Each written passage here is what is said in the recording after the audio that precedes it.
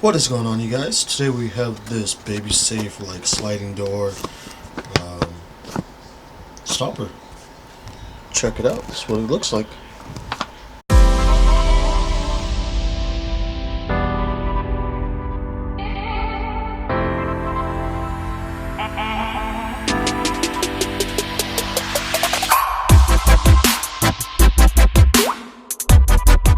So these are used to keep the door from opening both directions, but to undo it, you clip it down and it'll let it slide right over, let you open everything else. There's two clips here, two buttons here on the side. You push that, it pops back up, doesn't let you open it anymore. Another common place for this is a sliding glass door in your backyard. As you see, let you close it as freely as you want, but you can pop it back up. Sliding door doesn't open any more than that. Leaves you this gap. Baby can't get out. People can't get in. I'm like, if somebody really wants to break in, they'll find a way. But this is mainly for the baby not getting out. Installation is pretty straightforward.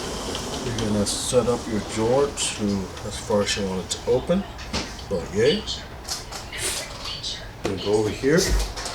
Clean our glass.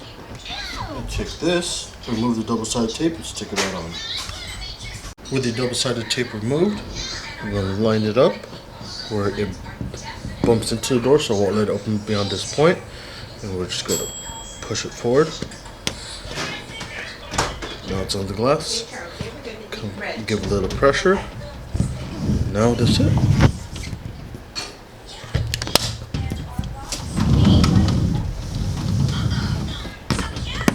Before installing this, I do recommend you make sure that it does fit behind this gap.